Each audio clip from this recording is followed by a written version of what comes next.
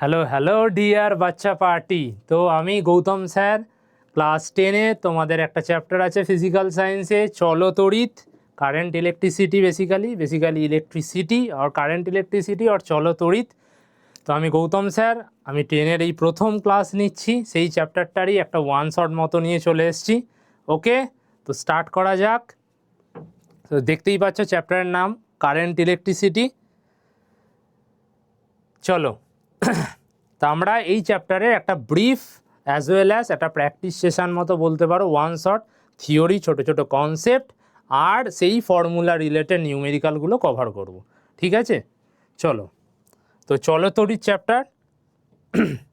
ওকে, একদম শুরু থেকেই শুরু করা যাক। তো আমরা একদম শুরু থেকে যেটা পড়ব সেটা হচ্ছে তোমাদের জানতে হবে হোয়াট ইজ তড়িৎ আধান। তড়িৎ আধান বলতে কি বোঝায়? ওকে, তো বেসিক্যালি আধান মানে কি? দেখো, আধান হচ্ছে একটা ধর্ম। ওকে, তো কি বলছে সেটা জানা যাক। যে ভৌত ধর্মের জন্য কোনো বস্তু কণাকে একটি তড়িৎ চৌম্বক ক্ষেত্রে রাখলে কণাটি একটি বল অনুভব করে। তো একদম সহজভাবে বললে কি হবে, ধরো আধান হচ্ছে একটা বস্তুর কি একটা ধর্ম। যেমন ধরো কি অনেক ধরনের ভৌত ধর্ম আছে, ঠিক আছে, কোনো বস্তুর আধানও সেরকম একটা ভৌত ধর্ম। সেটা কি, ধরো কোনো একটা বস্তুকে, তোরা তো অনেক ছোট, তোরা তো জানিস ম্যাগনেটিক ফিল্ড, তো জানিস ম্যাগনেটিক ফিল্ড মানে চৌম্বক ক্ষেত্র, ইলেকট্রিক ফিল্ড মানে তড়িৎ ক্ষেত্র, ছোট ছোট এই শব্দগুলো যা শুনেছিস। তো কোনো একটা আধানকে, তার যে আধান বলছি ওই ধর্মটার জন্যই কি হয়, যে কোনো ওই তড়িৎ চৌম্বক ক্ষেত্রে রাখলে আধান ব্যাপারটা তার মধ্যে আছে বলেই, সেটা পজিটিভ নেগেটিভ আমরা পরপর আসবো, আধান ব্যাপারটা আছে বলেই বা ওই ধর্মটা আছে বলেই সে কি করে, কোনো তড়িৎ চৌম্বক ক্ষেত্রে রাখলে, মানে কোনো একটা ইলেকট্রিক ফিল্ড, তড়িৎ ক্ষেত্র বা চৌম্বক ক্ষেত্রে রাখলে সে একটা বল অনুভব করে। যদি আধান বলে কিছু থাকতো না, কোনো আধান বলে, ধর কোনো একটা বস্তুর কোনো আধান নেই, তাহলে কি সে কোনো রকম বল অনুভব করবে না। তার মানে আধান এমন একটা ধর্ম, কোনো তড়িৎ চৌম্বক ক্ষেত্রে রাখলে সে একটা বল অনুভব করছে। কেন? তার ওই আধান, ওই ধর্মটা আছে বলেই। বোঝা গেল? যেমন অনেক ভৌত ধর্ম তোরা পড়েছিস, কোনো কোনো মলিকিউল বা কোনো কোনো অ্যাটম, তাদের বিভিন্ন ধরনের গন্ধ আছে, বিভিন্ন ধরনের মলিকিউলের বর্ণ আছে, মানে অণু পরমাণুর তাদের বিভিন্ন বিভিন্ন ভৌত ধর্ম আছে। সেই রকম আধানও একটা কণার ধর্ম আর কি, যেটার কারণে তাকে তড়িৎ চৌম্বক ক্ষেত্রে রাখলে সে একটা বল ফিল করে, অনুভব করে। বোঝা গেল? আধানটা তাহলে কি, সবার মধ্যেই আধান আছে, আমরা পড়বো এক্ষুনি বুঝতে পারবি। তো মেনলি কিন্তু এটা একটা ভৌত ধর্ম। ওকে, চল এবার তোরা যেটা জানিস কি, আধান হচ্ছে দু ধরনের, ধনাত্মক আর ঋণাত্মক। তাহলে দুটো কণা এসে যাবে সাথে সাথেই। প্রোটন আমরা জানি কি ধনাত্মক আধান আছে ওর মধ্যে, আরও অনেক কণা আছে যারা ধনাত্মক আর কি। তোরা আপাতত অনেক ছোট, তোরা কি কি জানিস, ইলেকট্রন হচ্ছে একটা ঋণাত্মক আধানযুক্ত কণা, রাইট? প্রোটন হচ্ছে একটা পজিটিভ বা ধনাত্মক আধানযুক্ত কণা। তো আমরা কি বলতে পারি, আধান হচ্ছে দুটো ধরনের, একটা ধনাত্মক আর একটা হচ্ছে ঋণাত্মক। বোঝা গেল? এবার দেখ, এবার এদের মধ্যে ধর্ম কি, ধর দুটো ধনাত্মক আধান আছে। দেখ এবার গল্পটা কি, দুটো ধর ধনাত্মক আধান আছে, তুই ধর দুটো ধনাত্মক আধান নিলি। আধানকে কি দিয়ে লেখা হয় রে বাবা? দেখ এখানেই দেখে নে, আধানের সিম্বলটা কি হবে। কোনো কোনো বই ক্যাপিটাল কিউ দিয়েও লেখে, কোনো কোনো বই স্মল কিউ দিয়ে লেখে, তুই যে কোনোভাবে লিখতে পারবি। বেসিক্যালি এটাকে বিন্দু আধানকে এই নোটেশনে লেখা হয়, ঠিক আছে, স্মল কিউ বা ক্যাপিটাল কিউ। এবার দেখ, ধর ধনাত্মক আধান, দুটো ধনাত্মক আধান তুই কাছাকাছি আনছিস, সব সময় মনে রাখবি ধর দুটো ধনাত্মক আধান তুই কাছাকাছি আনার চেষ্টা করছিস। ধনাত্মক আধান কি করে, পরস্পরকে বিকর্ষণ করে। সেমভাবে দুটো ঋণাত্মক আধান পরস্পরকে আনছিস কাছাকাছি, তখন কি করবে, বিকর্ষণ করবে। তার মানে কি, দুটো সমজাতীয় যদি আধান আনিস তারা পরস্পরকে বিকর্ষণ করে, আর যদি ধর একটা ধনাত্মক একটা ঋণাত্মক আনিস তখন কি করবে, পরস্পরকে আকর্ষণ করবে। তার মানে কি, সম আধান পরস্পরকে বিকর্ষণ করে, বিপরীত আধান পরস্পরকে আকর্ষণ করে। আর আধানকে ক ভাগে ভাগ করা যায়, দু ভাগে। কি কি? ধনাত্মক আধান, ঋণাত্মক আধান। হয়ে গেল। ধনাত্মক আধানযুক্ত একটা কণা কি, প্রোটন, ঋণাত্মক আধানযুক্ত একটা কণা কি, ইলেকট্রন। ওকে, বোঝা গেল? তাহলে সম আধান হওয়া মানে দুটোই ধনাত্মক বা দুটোই ঋণাত্মক, একে অপরকে কি করবে, রিপালশন মানে বিকর্ষণ করবে। আর যদি অপোজিট হয়, একটা ধনাত্মক একটা ঋণাত্মক, কি করবে, অ্যাট্রাকশন মানে আকর্ষণ। এগুলো তোরা একদম বেসিক জানিসও। তাহলে আধান হচ্ছে প্রথমে যেটা সব সময় মাথায় রাখবি, আধান এমন একটা ভৌত ধর্ম যার কারণেই এই আকর্ষণ বল বা বিকর্ষণ বল এই যে অনুভব করছে, এই আধানের ওই ধর্মটার জন্যেই। আর আধানের এই দুটো টাইপ। ওকে, চলো এবার দেখ একক কি। সিজিএস একক হচ্ছে আধানের, আমরা প্রথমে কি শিখে নেব রে, সিজিএস একক। সিজিএস একক কি, ইএসইউ বলা হয়, অথবা আমরা কি বলতে পারি, statcoulomb. Statcoulomb. Okay, আর এসআইটা কি, আমি তোদের সাজেস্ট করব যে সবসময় দুটোই মনে রাখবি, কিন্তু আমরা ফিজিক্সে মোস্ট অফ দ্য টাইম এসআইটাকেই গুরুত্ব দিই, মানে ওটা ম্যাক্সিমাম, ওটা ব্যবহারিক একক বলা হয়, তো ম্যাক্সিমাম সময় আমরা এসআইটাকে ইউজ করি সেই পদ্ধতিতে। তাহলে কি হবে, কুলম। ওকে, তাহলে আধান শিখলাম, আধানের আসল ফান্ডাটা শিখে নিলাম, আধান কত ধরনের শিখলাম, তারপর এলাম একক। তো একক বলতে কি বোঝায় রে বাবা, সিজিএস একক হচ্ছে ইএসইউ বা স্ট্যাট কুলম, আর এসআই পদ্ধতিতে আধানের একক হচ্ছে কুলম। ওকে, চলো এবার দেখো, এবার আমরা যেটা শিখব সেটা হচ্ছে তড়িৎ প্রবাহ মাত্রা, মানে বেসিক্যালি কি রে, কারেন্ট। তড়িৎ প্রবাহ মাত্রা বেসিক্যালি কারেন্ট। তো কারেন্ট মানে কি, দেখ কারেন্টকে প্রথমত কি দিয়ে লেখা হয়, আই দিয়ে লেখা হয়। তো কারেন্ট মানে কি, কারেন্ট মানে কিছুই নয়, দেখ তুই একটা ওয়্যারের মধ্যে দিয়ে যে এত কিছু জ্বালাচ্ছিস, তাই না, এত কিছু এই যে জ্বালাচ্ছিস, টিভি চলছে, এসি চলছে, সমস্ত আজকে পুরো পুরো কারেন্টের দুনিয়া আর কি। তো কারেন্ট মানে বেসিক্যালি কী রে, flow of charges per unit time. মানে কি, এই যে আধানের প্রবাহ, আধানের যে প্রবাহ একক সময়ে বা আধানের প্রবাহের যে হার, সেটাকেই আমরা বলবো তড়িৎ প্রবাহ মাত্রা। মানে আমরা কি বলতে পারি, কারেন্ট মানে হচ্ছে আধান বাই সময়। তো আমরা যদি ফর্মাল ল্যাঙ্গুয়েজে মানে বইয়ের ভাষায় বলি কি, যে পজিটিভ আধান, ধনাত্মক আধানের যে প্রবাহ প্রতি একক সময়ে, সেটাকেই আমরা কি বলি, তড়িৎ প্রবাহ মাত্রা। তার মানে কি, দেখ তো আধান আই মানে আমরা কি লিখতে পারি, কিউ বাই টি, মানে আধানের প্রবাহ প্রতি একক সময়ে, সেটাকেই আমরা কি বলি, তড়িৎ প্রবাহ মাত্রা। এবার মনে রাখবি, দেখ বেসিক্যালি কি রগরটা হয় বলতো, ধর তুই হচ্ছে একটা বাল্ব জ্বালিয়েছিস, এটা ধর একটা বাল্ব, এবার কারেন্ট যাচ্ছে।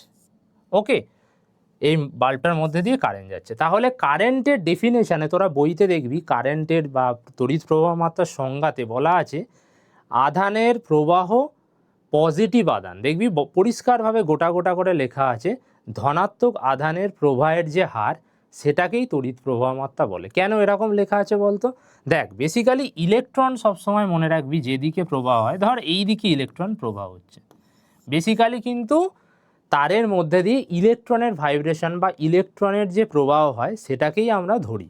তো ইলেকট্রন যেদিকে প্রবাহ হচ্ছে তার উল্টো দিকে হচ্ছে কারেন্টের ডিরেকশান নেওয়া হয়। ওই জন্য বলা হয় ইলেকট্রন যদি ধর সাপোজ এটা ধর ডান দিক থেকে বাঁ দিকে প্রবাহ হয়, তাহলে কারেন্ট কোন দিকে যাবে রে বাবা, বাঁ দিক থেকে ডান দিকে। তার মানে ইলেকট্রনের অপোজিটকে পজিটিভ চার্জ, পজিটিভ আধান।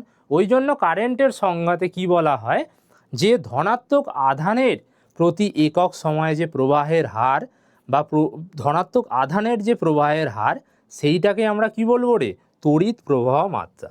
তার মানে যদি ইলেকট্রন ডান দিক থেকে বাঁ দিকে প্রবাহ হয়, তার মানে কি হবে, কারেন্ট কোন দিকে যাবে, বাঁ দিক থেকে ডান দিকে আর কি। ঠিক আছে, তাহলে ইলেকট্রনের ডিরেকশান যদি এইটা হয়, এইটা হয়ে যাবে কারেন্টের ডিরেকশান। আর ডেফিনেশান কি হবে, কারেন্ট মানে হচ্ছে আধান বাই সময়, বা এইভাবে লিখলে কিউ বাই টি। তাহলে কিউ মানে কি লিখতে পারবো রে, তো আধান মানে আমরা লিখতে পারবো তড়িৎ প্রবাহ মাত্রা ইনটু সময়। ওকে, তো এইটা হচ্ছে আধান আর তড়িৎ প্রবাহ মাত্রার সাথে সম্পর্ক, Q equal to I T. বোঝা গেল। আর কারেন্ট মানে কি, কিউ বাই টি, একক সময়ে যে পরিমাণ পজিটিভ আধান প্রবাহ হচ্ছে, সেটাকেই আমরা বলবো তড়িৎ প্রবাহ মাত্রা। ওকে, চলো এবার দেখ প্রবাহ মাত্রা বা তড়িৎ প্রবাহ মাত্রা এর একক কি, দেখ সিজিএস এর একক হচ্ছে ইএমইউ। এটা আমরা খুব বেশি ইউজ করি না, মেন হচ্ছে দেখবি আমরা ম্যাক্সিমাম টাইম যেগুলো ইউজ করি এসআই ইউনিটে। আর এসআই পদ্ধতিতে এটা মোস্ট ইম্পর্ট্যান্ট মনে রাখবি, অ্যাম্পিয়ার হচ্ছে কারেন্টের একক বা প্রবাহ মাত্রার একক। ওকে, চলো এবার আমরা তাহলে শিখব কি, এবার পরের আমাদের কি টার্গেট, তাহলে চার্জ হলো, আধান হলো, আর কারেন্ট বা তড়িৎ প্রবাহ মাত্রা হলো। এবার আমরা শিখব কুলম্বের সূত্র। চলো সেটা একটু শিখে নিই। দেখ কুলম্বের সূত্রটা কি, আমি একদম যখন লেকচারটা শুরু করলাম প্রথমেই বলেছিলাম আধান এমন একটা ধর্ম, ওটার জন্যই আকর্ষণ বা বিকর্ষণ বল কোনো একটা বস্তু ফিল করে, অনুভব করে কোনো একটা কণা, সেটার ওপর বেস করেই এই কুলম্বের সূত্র, যেটা তোদের বইতে আছে। কুলম্বের সূত্র কি বলছে, ধর প্রথমে দেখ, ধর দুটো কুলম্বের সূত্র কার জন্য প্রযোজ্য এটাও মনে রাখতে হবে, বিন্দু আধানের জন্য। মানে একটা আধান যখন পয়েন্ট সাইজ, মানে একদম ছোট্ট একটা কণার আকারে বসে আছে, সেইটা হচ্ছে তখন আমরা কুলম্বের সূত্রটা প্রযোজ্য হবে। তো ধর একটা কণা Q1 ধরলাম, তার চার্জ মানে আধান, ঠিক আছে, আর একটা কণা ধর নিলাম Q2, তার চার্জটা কত নিলাম, আধানটা নিলাম Q2, ঠিক আছে। এই দুটো আধানের মধ্যে দূরত্বটা কত, আর দূরত্বটা কত, আর। ওকে, এবার কুলম কি বলছেন, কুলম স্যার যেটা বলছেন, এই যে আধান দুটো আছে তোরা অলরেডি এক্ষুনি শিখে গেছিস, যদি সেম চার্জ হয় তাদের মধ্যে কি কাজ করবে রে, রিপালসান, আর অপোজিট হলে অ্যাট্রাকশান। ধর আমি এখানে দুটো সেম চার্জই নিয়েছি, তার মানে ওদের মধ্যে একটা একে অপরের কাছে আসতে চাইবে না, ভালোবাসতে চাইবে না আর কি, অপোজিট নয়, ভালোবাসতে চাইবে না, রিপালসান হবে, বিকর্ষণ হবে আর কি। তো কুলম বলছেন এই ফোর্সটা তাহলে কত হবে, বা এটা যদি আমি একটা ধর ধনাত্মক নিলাম, একটা ধর ঋণাত্মক নিলাম, তখন ভালোবাসতে চাইবে, মানে তাদের মধ্যে অ্যাট্রাকশন হবে, তখন তাদের মধ্যে যে বলটা কি সেই সংক্রান্ত যে সূত্র সেটাই কুলম এক্সপ্লেন করেছিলেন, ব্যাখ্যা করেছিলেন। তাহলে কি হবে, সেই যে ফোর্সটা কাজ করবে, ধর এখানে দুটো আমি সেম চার্জ নিয়েছি, তাহলে যে বলটা কাজ করবে কি হবে, এই ফোর্সটা প্রপোর্শনাল হবে এই যে দুটো আধান আছে তাদের গুণের সাথে প্রপোর্শনাল হবে। তো দুটো যে চার্জ আছে Q1 আর Q2, তাদেরকে আমি যদি গুণ করি, তাদের এই গুণফলের সাথে সমানুপাতিক হবে। কি হবে, এই ফোর্সটা বা বলটা এই দুটো আধান আছে যে তাদের গুণফলের সাথে সমানুপাতিক হবে। আধান দুটোর পরিমাণ যত বেশি হবে তত বেশি এই বলটা কাজ করবে, আধান দুটোর পরিমাণ যত কম হবে তত এই বলটাও কম হবে। তার মানে আধান যত বেশি বেশি আধান হবে রে, তত বিকর্ষণ বল বা আকর্ষণ বল বাড়বে, যত আধানটার পরিমাণ বা মানটা কম হবে তত তার কি হবে, বলটা কমবে। ওকে, চলো এবার কি এই দূরত্বটা আর একটা সূত্র, মানে কুলম্বেরই সেকেন্ড যেটা সূত্র বা এর যে সেকেন্ড পার্টটা কি বলছে রে, এই যে বলটা দূরত্বের বর্গের ব্যস্তানুপাতিক হবে, মানে দূরত্বের যে স্কোয়ার বা বর্গ তার ব্যস্তানুপাতিক হারে বলটা ডিপেন্ড করবে বা নির্ভরশীল হবে। তো F ইকুয়াল টু কী হবে রে, 1/r²। এটার মানে কি রে, আর মানে দূরত্বটা যত বাড়বে বিন্দু আধানগুলোর মধ্যে তত দূরত্ব বাড়া মানে এটা 1 আছে, তার মানে ফোর্সটা হচ্ছে বা বলটা কমতে থাকবে। আর আধান তার মানে কি, একদম সহজভাবে বোঝ ভাই, সহজভাবে, বইয়ের ভাষায় নয়, যত কাছাকাছি থাকবে তার মানে বলটা বেশি ফিল করবে, যত দূরে নিয়ে যাব বলটা কম ফিল হবে। পরিষ্কার, যত দূরে নিয়ে যাব বলটা কম ফিল হবে। এই 1 বা ব্যস্তানুপাতিক মানে এটাই, যে একটা বাড়লে অন্যটা কমবে। ঠিক আছে, এবার এই দুটো সূত্রকে যদি আমি একসাথে লিখতে চাই, কি লিখতে পারবো, A প্রপোর্শনাল টু লিখতে পারবো Q1 Q2/r²। ঠিক আছে, এবার তোরা হচ্ছে জানবি, ম্যাথে অলরেডি বোধহয় ম্যাথে করেওছিস, এই প্রপোর্শনাল সাইন যেটা বলা হয়, এই চিহ্নটাকে যদি আমি ইকুয়াল দিয়ে রিপ্লেস করি, মানে সমান চিহ্ন দিয়ে রিপ্লেস করি, তাহলে একটা কনস্ট্যান্ট আসে আর কি। তাহলে কি হবে, একটা কনস্ট্যান্ট আসে যেটাকে আমরা বললাম কে, তাহলে কে Q1 Q2/r²। তো এই যে ফর্মুলাটা পেলাম, এই ফর্মুলাটাকেই বলা হয় কুলম্বের সূত্র।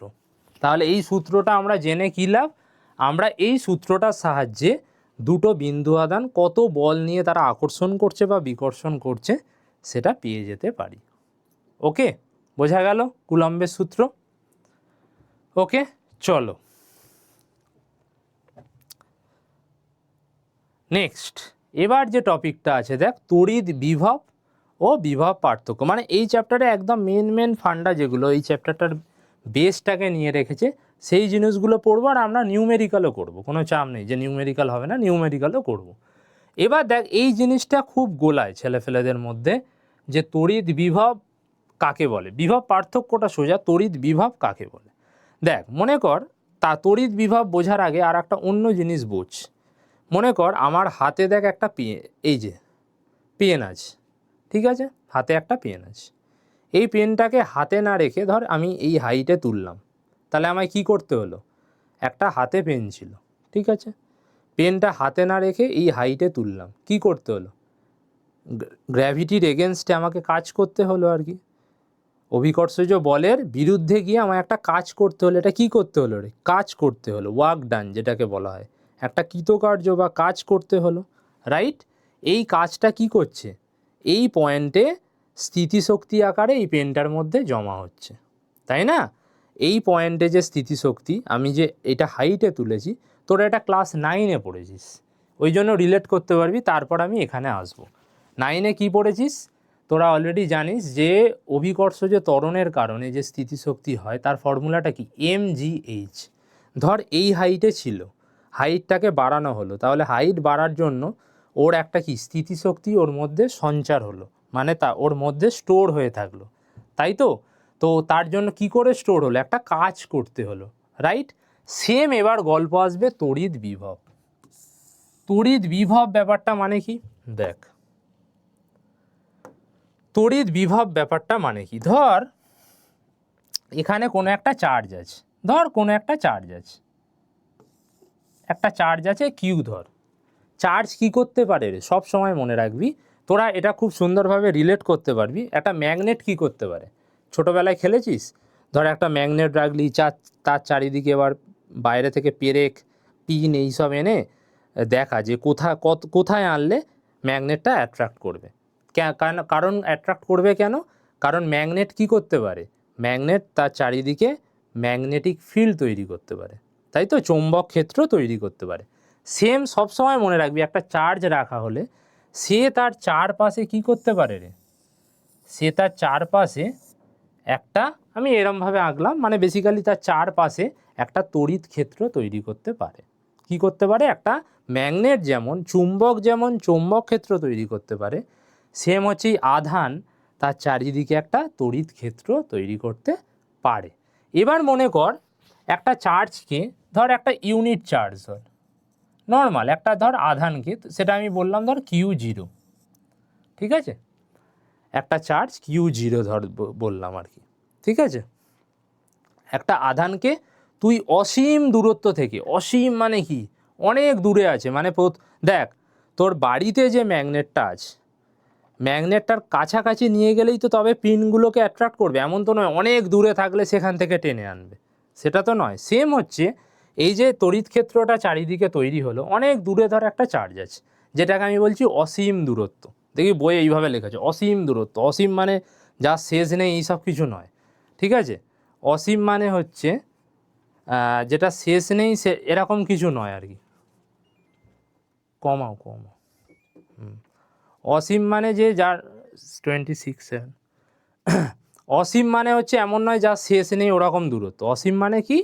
অনেকটা দূর বোঝায় আর কি, ঠিক আছে। এমন নয়, বইয়ের অসীম দূরত্ব পড়ে এটা ভাবিস না যে যার কোনো শেষ নেই, ওটা জাস্ট ডেফিনেশন আকারে দেয়া হয় যে এমন একটা দূরত্ব থেকে আনা হচ্ছে একটা চার্জকে।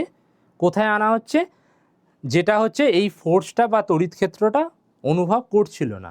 এবার ধর তুই অসীম দূরত্ব থেকে এমন একটা পয়েন্টে আনলি, যে পয়েন্টে আনতে এই চার্জটা এবার তড়িৎ ক্ষেত্রটা অনুভব করা শুরু করলো, তাহলে তোকে কি করতে হবে? তোকে বাইরে থেকে কি করতে হবে? ধর একটা পয়েন্টে এনেছিস, এটার আমি নাম দিলাম এ পয়েন্ট। এই পয়েন্টে আমি কি নাম দিলাম? এ পয়েন্ট। এই যে অসীম দূরত্ব বা অনেক দূর থেকে একটা চার্জকে তুই এরকম কষ্ট সৃষ্ট করে একটা চার্জকে অসীম দূরত্ব থেকেই এ পয়েন্টে আনলি। তোকে তাহলে কি করতে হলো? সেম দেখ, এবার রিলেট কর। এই পেনটা আমার হাতে ছিল, এই পেনটাকে ওপরে তুলতে আমায় কী করতে হয়েছে? কাজ করতে হয়েছে। সেম যখন অনেকটা দূর ছিল, তড়িৎ ক্ষেত্রের মধ্যে ছিল না, সেখান থেকে এই পয়েন্টে আনতে আমাকে কি করতে হয়েছে রে? কাজ করতে হয়েছে। তাহলে তার সাথে বিভবের কি সম্পর্ক? তড়িৎ বিভব। এবার বুঝতে পারবি এই যে কৃতকার্যটা করতে হলো, এই যে কৃতকার্যটা করতে হলো, কার সাথে কৃতকার্য করলি? কাকে আনলি? আধানকে। তাহলে একক আধানকে আনতে, একক, ভালো করে শুনবি এবার, একক আধানকে আনতে মানে যার ভ্যালুটা 1, আমি এখানে Q0 বলেছি, মানে 1 কুলম বলতে পারিস, কুলম তো শিখলি। তো একক আধানকে আনতে এই যে কাজটা আমি করলাম কষ্ট সৃষ্ট করে, এই কৃতকার্য, এইটা রেশিওকেই বলা হয় তড়িৎ বিভব। এইটা রেশিওকে কি বলা হয় রে? তড়িৎ। এইটা রেশিওকেই বলা হয় তড়িৎ বিভব। তাহলে আর গোলাবে আজকের পর? মানে আমি কোনো একটা পয়েন্টের তড়িৎ বিভব মানে কি রে? পোটেনশিয়াল মানে তড়িৎ বিভব মানে কি? আমি কতটা কাজ করলাম সেই পয়েন্টে একটা একক আধানকে আনতে। তো একক বিন্দু আধানকে তড়িৎ ক্ষেত্রের মধ্যে কোনো একটা পয়েন্টে আনতে যতটা কৃতকার্য করা হলো সেটাকেই বলা হবে তড়িৎ বিভব। বোঝা গেল? তো এটাকেই তড়িৎ বিভব বলা হয়। বিভব পার্থক্য কী জিনিস? খুব সিম্পল। ধর আমার হাতে, আবার দেখ, আবার হাতের গল্প। হাতে একটা পেন আছে, প্রথমে এতটা দূরে তুললি, তারপর সেকেন্ড বার ধর এতটা তুললি। আমি এবার কোয়েশ্চেন করব, দুটো ক্ষেত্রেই কি তোকে একই কাজ করতে হয়েছে? স্বাভাবিক না। বেশি হাইটে তুলতে বেশি কাজ করেছিস, কম হাইটে তুলতে কম কাজ করেছিস। সেম হচ্ছে এখানে, ধর এ পয়েন্টে আনতে তুই যে কাজটা করেছিস, আর ধর অন্য একটা পয়েন্ট, ধর এখানে তার অন্য একটা জোন তৈরি কর। ধর এই একই চার্জকে আমি অন্য একটা পয়েন্টে, বি পয়েন্ট, এটাকে কি বললাম? মনে কর বি পয়েন্ট, এটা বি পয়েন্টে আনলাম। এইখানে দূরত্ব ধর R1, আর এইখানে দূরত্ব ধর বি পয়েন্টে R2। দেখতেই পাচ্ছিস R1-এর থেকে এই যে মেন চার্জটা, একক আধান বা কিউ চার্জটা, কিউ আধানটা যে তড়িৎ ক্ষেত্র তৈরি করেছে, R1-এর থেকে R2 কি ছোট, স্বাভাবিক, আর দূরত্বটা আলাদা। তাহলে দুটো পয়েন্টের দূরত্ব যেহেতু আলাদা, আমাকে কৃতকার্যটাও আলাদা করতে হবে। তাহলে এই যে এ পয়েন্টের ধর তড়িৎ বিভবকে কি দিয়ে লেখে রে? ভি দিয়ে লেখে। তো এ পয়েন্টে যদি তড়িৎ বিভব ভি এ হয়, ভালো করে বুঝবি, এ পয়েন্ট মানে এ বিন্দুতে যদি তড়িৎ বিভব ভি এ হয়, আর বি বিন্দুতে আনতে ধর তড়িৎ বিভব হলো ভি বি। ওকে, বি বিন্দুতে তড়িৎ বিভব কত রে? V B. তাহলে এই যে ভি এ মাইনাস ভিবি, তাহলে এই যে তফাৎ তড়িৎ বিভবের ভি এ মাইনাস ভিবি, এইটাকেই বলা হয় বিভব পার্থক্য। দুটো বিন্দুর মধ্যে বিভব পার্থক্য, দুটো বিন্দুর মধ্যে বিভব পার্থক্য। বোঝা গেল মজার ব্যাপারটা? তাহলে বিভব প্রভেদ মানে কি? অনেক দূর থেকে একটা আমি কষ্ট সৃষ্ট করে একটা চার্জকে আনতে, কোথায় আনতে? একটা তড়িৎ ক্ষেত্রের মধ্যে আনতে যে কৃতকার্য করতে হচ্ছে ডিভাইডেড বাই একটা বিন্দু আধানকে বা একক আধানকে আনতে, তাদের রেশিও বা অনুপাতটাকেই বলা হয় তড়িৎ বিভব ওই বিন্দুতে। আর দুটো আলাদা আলাদা বিন্দুর মধ্যে তাদের যে এই যে বিভব, তড়িৎ বিভব, তাদের যে পার্থক্য, কারণ আমাকে আলাদা আলাদা কাজ করতে হচ্ছে, এখানের জন্য যে কাজ করতে হচ্ছে অন্য বিন্দুতে নিয়ে যেতে গেলে আলাদা কাজ করতে হবে। তো এই যে বিভব পার্থক্য, সেইটাকেই তাদের মধ্যে এই যে তড়িৎ বিভবের যে গ্যাপ বা পার্থক্যটা আছে, সেটাই এই বিয়োগ ফলটাকেই আমরা কি বলবো? বিভব পার্থক্য। ওকে, তাহলে গোলাবি না, বিভব পার্থক্য আর তড়িৎ বিভব গোলাবি না। এই পার্থক্য কথাটা দেখেই বুঝতে পারছিস দুটো বিন্দুর মধ্যে বিভব প্রভেদের যে ডিফারেন্স। ওকে, আর তড়িৎ বিভব মানে এই পুরো জিনিসটা। ওকে, সো এটাকে আমি যদি এটা তো হয়ে গেল ল্যাঙ্গুয়েজে লিখেছি আর কি, শব্দের আকারে লিখেছি। যদি ম্যাথামেটিক্যাল আকারে লিখি, মনে রাখবি কিভাবে হবে। দেখ, তড়িৎ বিভবকে কি দিয়ে লেখা যায়? ভি দিয়ে। কৃতকার্যকে সব সময় ফিজিক্সে ভৌতবিজ্ঞানে কিভাবে লিখি? ডব্লু দিয়ে। আর চার্জকে তুই ছোট কিউ নিতে পারিস, বড় কিউও নিতে পারিস, ওটা নিয়ে কোনো প্রবলেম নেই। তাহলে কিউ দিয়ে। তাহলে আজকে কি শিখে গেলি? ভি মানে ডব্লু বাই কিউ, বা ডব্লু ইকুয়াল টু কী লেখা যায় এখান থেকে? Q V. এটাই হচ্ছে বিভব প্রভেদ আর কৃতকার্যের সম্পর্ক। তো এই সম্পর্কটা দিয়ে তোদের কি পড়ে? গাণিতিক উদাহরণ মানে নিউমেরিক্যাল পড়ে, বা এখান থেকে শর্ট কোয়েশ্চেনও পড়ে।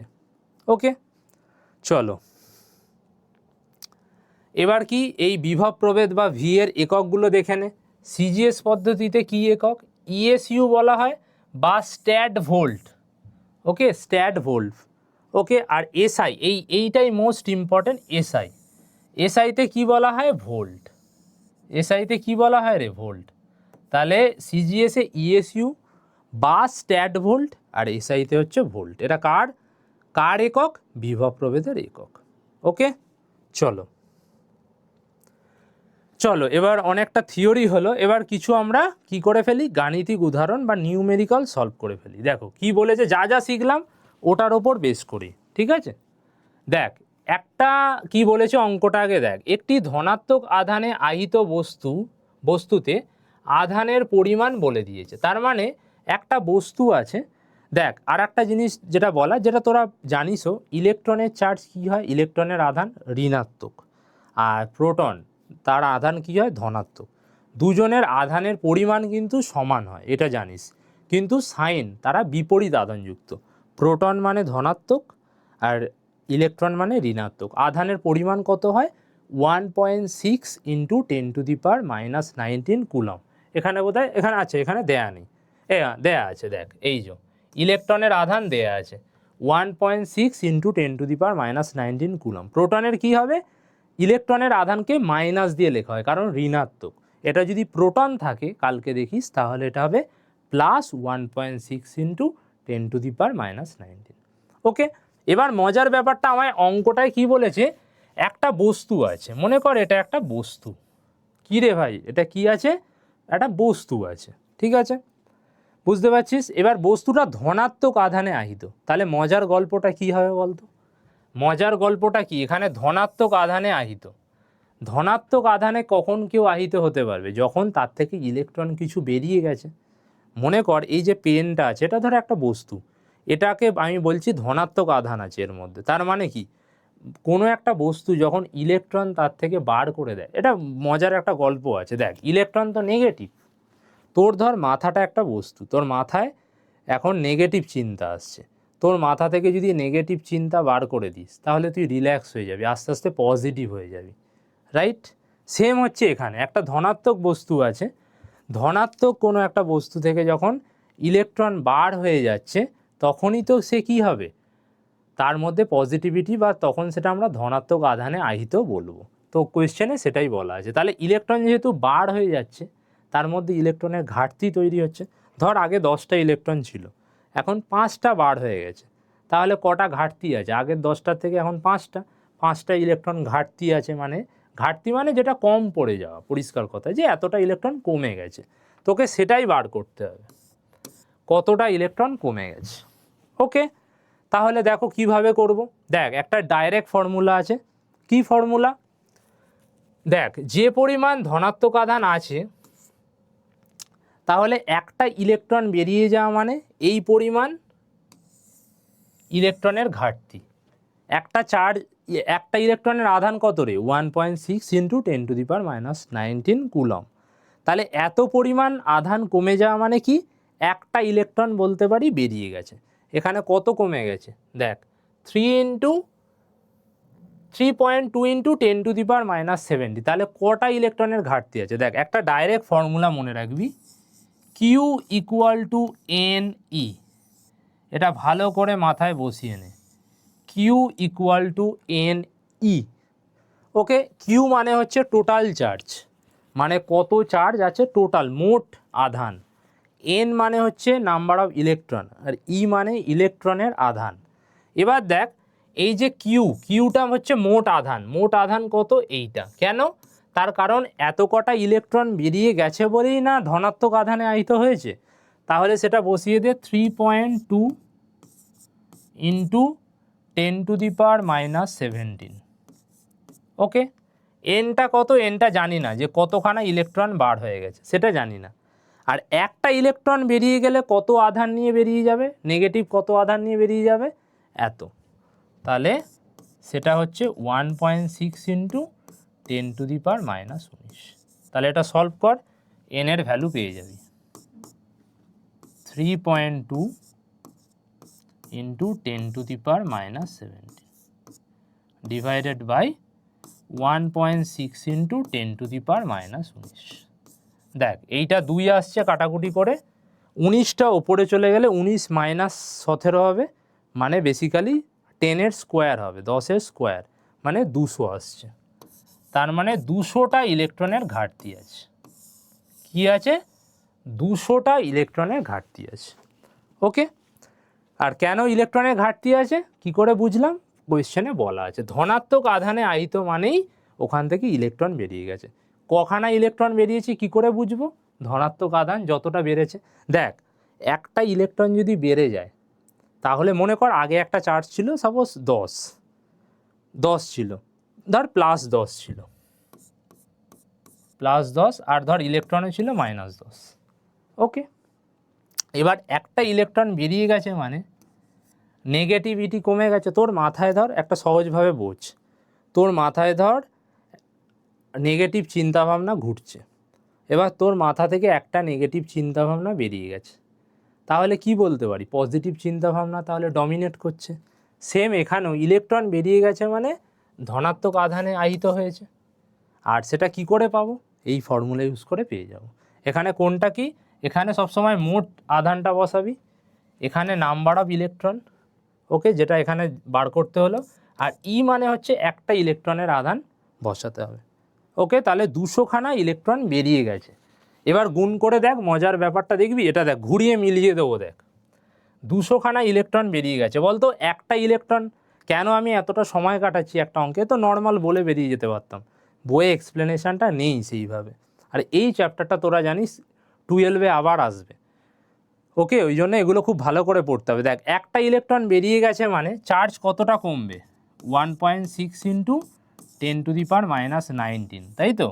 এবার 200টা বেরিয়ে গেছে মানে দেখ 200 দিয়ে গুণ কর, দেখ এইটা 3.2 ইন্টু, দেখ এটা দুটো শূন্য প্লাসে আছে, তাহলে -19 আর 10 স্কোয়ার 10⁻⁻, দেখ এটা মিললো। দেখ বস্তুটা তাহলে 200খানা ইলেকট্রন বেরিয়ে গেছে বলে কি হলো, দেখ বস্তুটা কত ধনাত্মক আধানে আহিত হলো, 3.2 ইন্টু 10⁻⁻17, দেখ সেইটাই বসানো আছে। ঠিক আছে, চলো আমরা নেক্সট অঙ্কে যাই। দেখো এখানে আধানের পরিমাণ কত বার করতে বলেছে, একটা পরিবাহীর মধ্যে দিয়ে 10 মিনিট ধরে 3 অ্যাম্পিয়ার কারেন্ট যাচ্ছে। তাহলে আমরা একটা ফর্মুলা আজকেই শিখেছি, Q equal to I into T, একটু আগেই শিখেছি। তাহলে এখানে আইটা কত, আই বলে দিয়েছে দেখো 3 অ্যাম্পিয়ার। ওকে, টাইম সবসময় বাবা কি করবে, সেকেন্ডে নেবে, মিনিট আওয়ারে না, সেকেন্ডে নেবে। তাহলে 10 মিনিটকে সেকেন্ডে নিয়ে গেলে 10 ইন্টু 60, 1 মিনিট মানে 60 সেকেন্ড। তাহলে পুরোটা পেয়ে গেলাম কত, 1800 কুলম। ওকে, কুলম কিসের ইউনিট, এসআই পদ্ধতিতে আধানের একক, তো কুলম লিখে দিলাম। তাহলে আনসার কত হয়ে গেল, 1800 কুলম। তড়িৎ আধানের পরিমাণ হয়ে গেল 1800 কুলম। ওকে, চলো।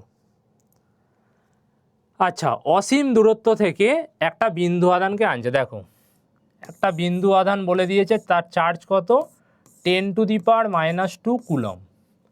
কতটাই যোগ কাজ করতে হয়েছে, কতটা কাজ করতে হয়েছে দেখো বলে দিয়েছে 2 জুল। তাহলে ওয়ার্ক ডানটা কত বলেছে, 2 জুল। তাহলে তড়িৎ বিভব বার করতে হবে, এক্ষুনি ফর্মুলাটা বলেছি, কি ফর্মুলা, বিভব মানে হচ্ছে W/Q, W/Q, তাই তো। তাহলে ডব্লুটা কত, এখানে 2 বলেছে, কিউটা কত 10⁻², 10⁻²। তাহলে এটা ওপরে নিয়ে গেলে কত হবে রে, 2 ইন্টু 10 স্কোয়ার, 10 স্কোয়ার মানে 100, তাই তো। তাহলে আগে 2 আছে, তাহলে 200 ভোল্ট। তাহলে কত হবে বিভব প্রভেদটা, আমায় বার করতে হবে তড়িৎ বিভব কত, সেটা হয়ে গেল কত 200 ভোল্ট। তো কি ফর্মুলা দিয়ে হলো V = W/Q, যেটা একটু আগে শিখলে। চলো এবার আসছে ওহমের সূত্র। এবার এটা মোস্ট ইম্পর্ট্যান্ট, একদম খুব ইম্পর্ট্যান্ট একটা জিনিস, ওহমের সূত্র। এটা কি বলছে চল দেখে নি। ধর একটা সহজভাবে জিনিস একটা বোঝ, ধর একটা এ আছে, আচ্ছা এখানে চল তার আগে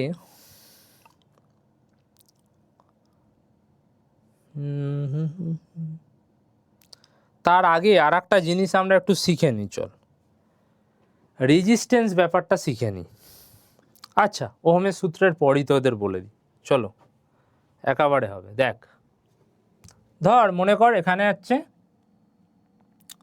একটা বাল্ব আছে, ঠিক আছে, বাল্বটার মধ্যে দিয়ে কি হচ্ছে কারেন্ট যাচ্ছে, বাল্বটার মধ্যে দিয়ে কারেন্ট যাচ্ছে, আর এখানে একটা কি আছে ব্যাটারি আছে,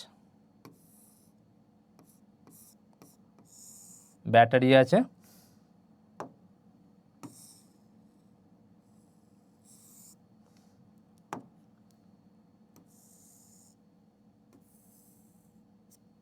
ওকে, যেটা আমি ধরলাম ভি,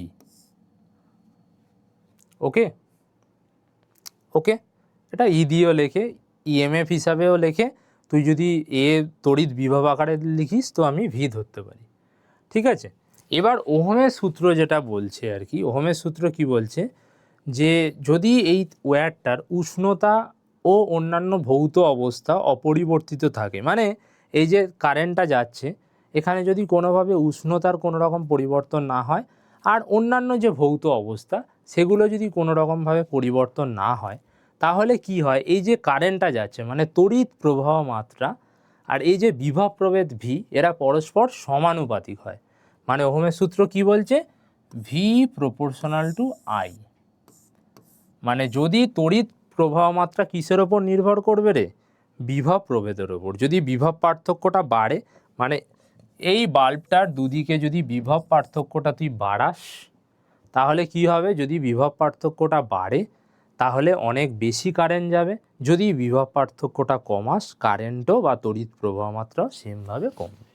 তো উষ্ণতা ও অন্যান্য ভৌত অবস্থা যদি অপরিবর্তিত থাকে তাহলে কি হবে, ভি প্রপোর্শনাল টু আই হবে, তড়িৎ প্রবাহ মাত্রা আর বিভব প্রভেদ পরস্পর সমানুপাতিক হবে, মানে বাড়লে দুজন একসাথে বাড়বে, কমলে একসাথে কমবে।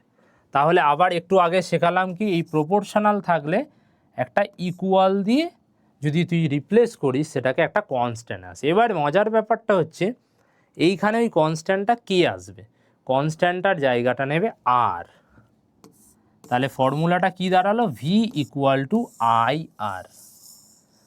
কি ফর্মুলাটা দাঁড়ালো, basically V equal to I R. এবার হচ্ছে এই আরটাকে, এবার হচ্ছে আরটাকে, এই আরটাকেই বলা হয় রোধ বা রেজিস্ট্যান্স। এই আরটাকে কি বলা হয়, রোধ বা রেজিস্ট্যান্স। ওকে, এটা মোস্ট ইম্পর্টেন্ট জিনিস যে আরটা হচ্ছে কি, আর হচ্ছে রোধ বা রেজিস্ট্যান্স। এই আরটা রোধ কিভাবে তৈরি হয়, নামটা শুনেই বুঝতে পারছিস, রোধ মানে একটা বাধা, যে তুই যেদিকে যাচ্ছিস সেখানে সেই পথে কেউ বাধা হয়ে যাচ্ছে। এবার মজার ব্যাপারটা দেখ, ধর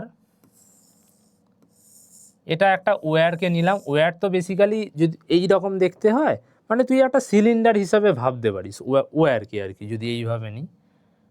এবার আমি তোদের একটু আগেই বলেছি ধর এইরকমভাবে কারেন্ট যাচ্ছে, ঠিক আছে, একটু আগেই বলেছি কারেন্ট মানে কি, ধনাত্মক আধানের ফ্লোয়ের যে ডিরেকশন। বেসিক্যালি কি হয়, ধনাত্মক আধান তো থাকে ইলেকট্রনের যে ভাইব্রেশন, মানে ইলেকট্রন যে অসিলেট করছে বা ইলেকট্রন যে মুভমেন্ট করছে, ইলেকট্রনের যে প্রবাহ হচ্ছে। এবার কি হয়, এই রোধ বা বাধাটা কে দেয়, আমাদের যে কোনো ধর বর্তনীতে বাধাটা কে দেয়, এই যে ইলেকট্রন, ধর মনে কর কারেন্ট এইভাবে যাচ্ছে বাঁ দিক থেকে ডান দিকে, ইলেকট্রন তাহলে কোন দিকে যাচ্ছে, উল্টো দিকে, ডান দিক থেকে বাঁ দিকে, তাই তো। এবার ইলেকট্রন যাওয়ার পথে কে বাধা দিচ্ছে, এই বাধাটাই দেয় শুধু তো ইলেকট্রন নেই, আয়ন বসে আছে, পজিটিভ আয়ন, তাই তো। ইলেকট্রন বা কারেন্ট কেন তৈরি হচ্ছে, ফ্রি ইলেকট্রন বা মুক্ত ইলেকট্রন প্রবাহের কারণে, কোনো একটা বর্তনীর মধ্যে দিয়ে মুক্ত ইলেকট্রন প্রবাহ হচ্ছে বলেই মেন কিন্তু তড়িৎ প্রবাহ মাত্রা বা কারেন্টটা আমরা পাচ্ছি।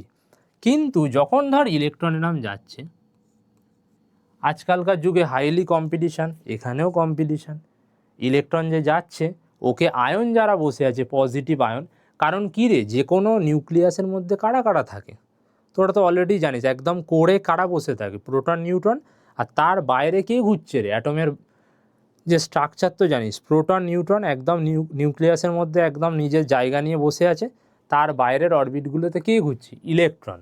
তাহলে ইলেকট্রনগুলো মুক্ত কেন আমরা ধরছি, একদম বাইরের কক্ষপথে যে ইলেকট্রনগুলো থাকে তাদের সাথে নিউক্লিয়াসের আকর্ষণটা খুব খুব কম হয়, ওই জন্য ওদেরকে আমরা মুক্ত ইলেকট্রন বা ওদেরকে বাইরে থেকে এনার্জি দিলে ওদের বার করে আনা সম্ভব, যেটা অসিলেট করলে বা তারটার মধ্যে দিয়ে প্রবাহ হলে আমরা কারেন্টটা পাচ্ছি।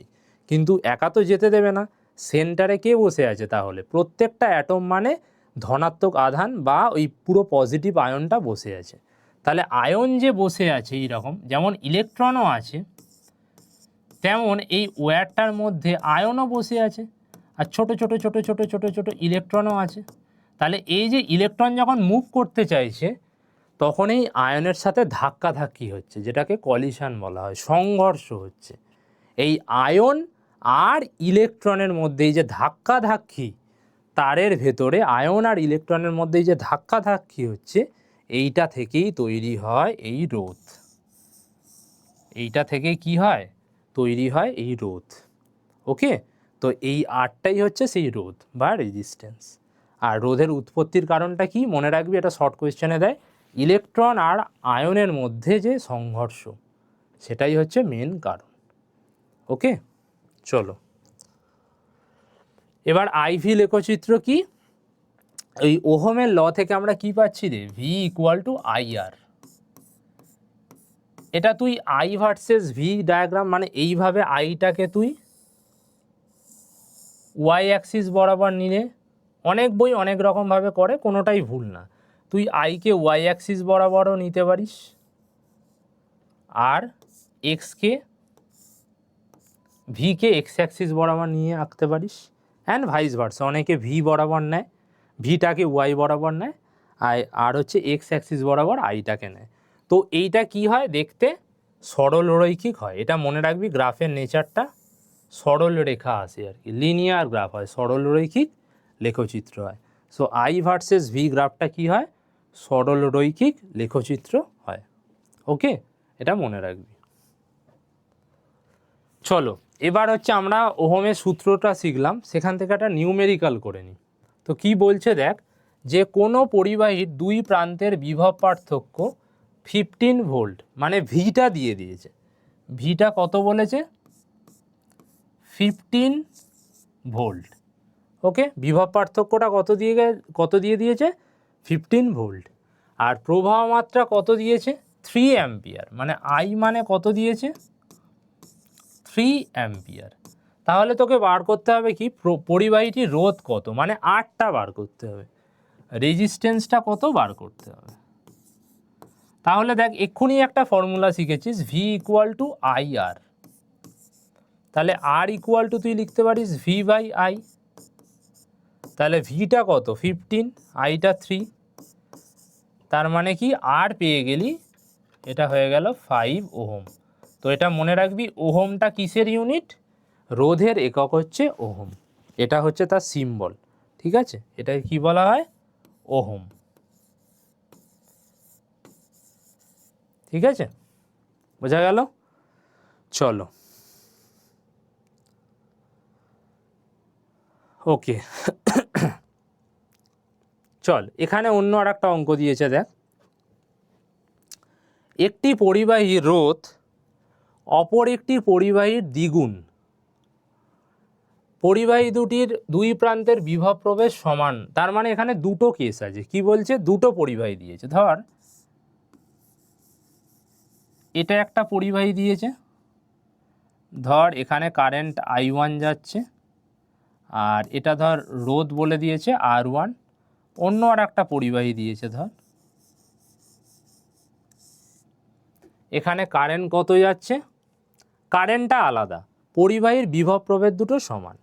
তাহলে এখানে কারেন্টটা কত যাচ্ছে, ধর I2 আমি ধরে নিলাম, আর রোধটা হচ্ছে R2। তাহলে তোরা এখন এক্সপার্ট হয়ে গেছিস, একটু আগেই কী শিখলি, তাহলে কারেন্ট গেলে I1, তাহলে এর দুই প্রান্তের মধ্যে বিভব প্রভেদ কত হবে, ধর V মানে আমি তাহলে কি লিখতে পারি রে, V = IR ছিল, তাহলে এখানে কি লিখতে পারি, I1 R1। আর এখানে কি হবে পরেরটার জন্য, দেখ এখানে পরিষ্কার বলা আছে বিভব প্রভেদটা সমান, মানে দুটোর জন্যই V এর ভ্যালুটা একই বলেছে, তাহলে V মানে এখানে কি লিখতে পারি, I2 R2। ওকে, তাহলে লেফট হ্যান্ড সাইডটা মানে বাঁ দিকটা ইকুয়াল হলে আমরা ম্যাথ থেকে কি জানতে পারি, অঙ্ক থেকে ডান দিকটাকেও ইকুয়াল করে লিখতে পারি, তাহলে I1 R1 = হয়ে গেল I2 R2। ওকে, এবার মজার ব্যাপারটা বলেছে, দেখ পরিবাহীর রোধ, একটা পরিবাহীর রোধ অন্যটার দ্বিগুণ, মানে ধর R1টা যদি বলি, R1টার যে ভ্যালু এইটার দ্বিগুণ হবে আর কি, মানে আমরা R1-এর জায়গায় কি লিখতে পারি, দ্বিগুণ মানে কি রে, দুগুণ, তার মানে R2 ধর এইটা কত, এই পরিবাহীর রোধ R2, তাহলে R1টার জায়গায় কি লিখতে পারি, ওর ভ্যালুটা হচ্ছে দ্বিগুণ, তাহলে R1 মানে কি লিখতে পারি, 2R2। মানে অন্য যে পরিবাহী মানে এই পরিবাহীটা তুই আগু পিছু করে এটাকেও ধরতে পারি, যা ইচ্ছে, এখানে কোনো স্পেসিফাই করেনি। ধর আমি এইটা ধরলাম, এইটার রোধ R2, এটার R1, তাহলে একজন অন্যজনের দ্বিগুণ, তাহলে লিখতে পারি কি R1-এর ভ্যালু 2R2, দ্বিগুণ বলেছে তাহলে লিখে ফেল R1-এর ভ্যালু 2R2, যেহেতু একজন অন্যজনের দ্বিগুণ বলেছে। তুই এখানেও করতে পারতিস, কেউ যদি এইভাবে করে রেশিওটা আলাদা আসবে, কিন্তু যে যেমনটা ধরে ধরতে পারে, কারণ এখানে কোথাও বলা নেই যে প্রথম জনেরটা এত পরের জনেরটা এত। তাহলে এটা হয়ে গেল I2 R2। তাহলে দেখ R2 কেটে যাচ্ছে, তাহলে I1 আর I2 রেশিওটা কত আসছে, 1/2, মানে 1:2 বেসিক্যালি। তাহলে কত আসছে, 1:2। I1/I2 কত আসছে, 1:2। তাহলে এটা হয়ে গেল আনসার। ওকে, চল। আচ্ছা, এবার একটা গুরুত্বপূর্ণ জিনিস দেখ, এটা আমরা দেখব, এটা দারুণ জিনিস আছে এখানে। দেখ, আর তো শিখে গেলাম, রোধ তো শিখে গেলাম, এবার রোধ কেমনভাবে নির্ভর করে, তার আগে আমি একটা তারের ছবি আঁকি। তার কেমন দেখতে হয়, আমরা নর্মালি সিলিন্ড্রিক্যাল শেপ দেখি, বাড়িতে সিলিন্ডার দেখেছিস তো, ওই রকম সিলিন্ড্রিক্যাল শেপের মতো, যেটাকে বলা হয় লম্ববৃত্তাকার চোঙ আর কি, এই রকম দেখতে হয়। দেখ নর্মাল তারকে যদি তুই জুম করিস আর কি, এইভাবে আমরা দেখতে পাবো আর কি।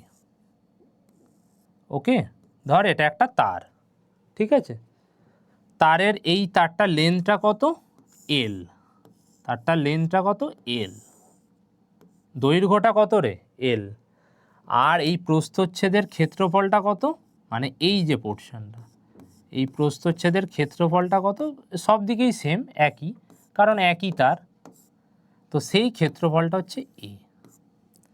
এবার মজার ব্যাপার আছে যে তারের দৈর্ঘ্য আর এই যে ক্ষেত্রফলের ওপর রোধটা নির্ভর করে। কিভাবে, সবসময় মনে রাখবি, তারের যে রোধ বললাম, রোধ রেজিস্ট্যান্স, এটা L এর সাথে প্রপোর্শনাল হয়।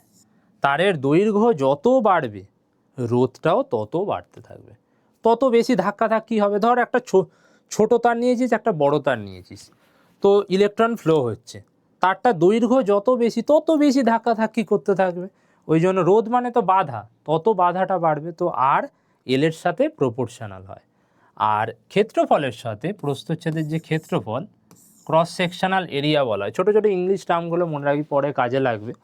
ক্রস সেকশনাল এরিয়া এটার সাথে ব্যস্তানুপাতিক হয়, মানে এরিয়া যত বাড়বে রোধ তত কমে। কেন বলতো, খুব সহজ, তুই একটা মোটা পাইপ নিয়েছিস, ধর একটা কি নিয়েছিস, মোটা পাইপ, একটা হচ্ছে সরু পাইপ নিয়েছিস, জল কোনটাতে স্মুথলি ফ্লো হবে, স্বাভাবিক মোটা পাইপ, তার হোলটা বেশি, খুব স্বাভাবিক, তাতে জল খুব ইজিলি পাস করতে পারবে।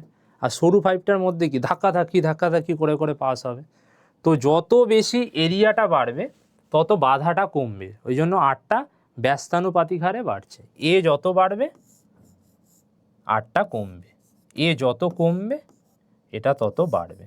আর এখানে সমানুপাতিক, এল বাড়লে আরও বাড়বে, এল কমলে আর কমবে। তাহলে এই দুটোকে যদি আমি একসাথে লিখি কি লিখতে পারবো? L by A. Okay, L by A. তাহলে এটাকে কি হবে? আর এবার সেম প্রপোর্শনাল সাইন যতবারই উঠবে ইকুয়াল দিয়ে রিপ্লেস হলে একটা কনস্ট্যান্ট আসবে, একটা ধ্রুবক আসবে। এই ধ্রুবকটার মান কি? এখানে রো নেওয়া হয়। রো মানে কি বলা হয় রে? রেজিস্টিভিটি বা রোধাঙ্ক। কি বলা হয়? রো মানে তো এল বাই এ। সবসময় মনে রাখবি এই প্রপোর্শনাল সাইনটা তুলে একটা সমান চিহ্ন আনা মানে কি হবে? একটা ধ্রুবক আসবে। এখানে ধ্রুবকটা কি? রো। রো মানে হচ্ছে রোধাঙ্ক। তো বেসিক্যালি তাহলে আমরা কি দেখলাম? যে R equal to rho L by A. ঠিক আছে, এইটাই এখানে লেখা ছিল। তাহলে রোটাকে কি বলা হয়? রোধাঙ্ক। রোটাকে কি বলা হয়? রোধাঙ্ক।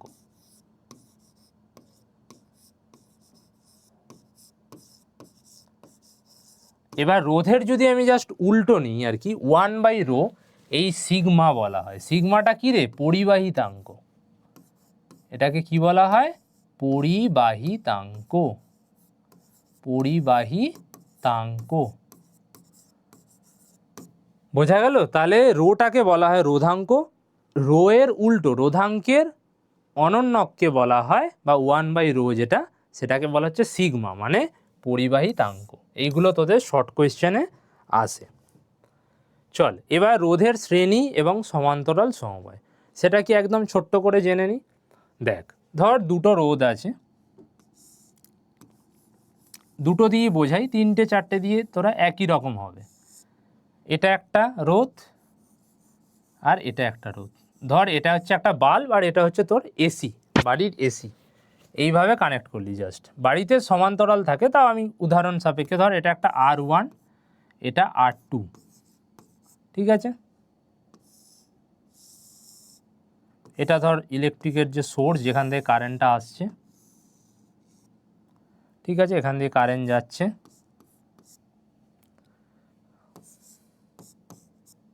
ওকে, আর আরেকটা আমি ছবি আঁকলাম, ধর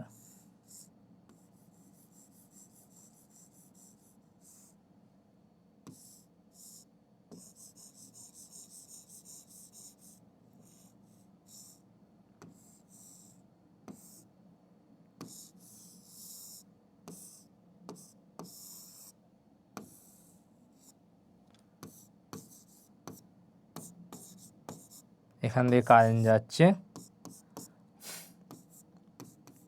কারেন্টটা ভাগ হয়ে গেল। পুরো ডিটেলে বোঝাবো, অসুবিধা নেই। দেখ, মজার ব্যাপারটা এবার দেখ, বলতো এই দুটো ছবির মধ্যে তফাৎ কোথায়?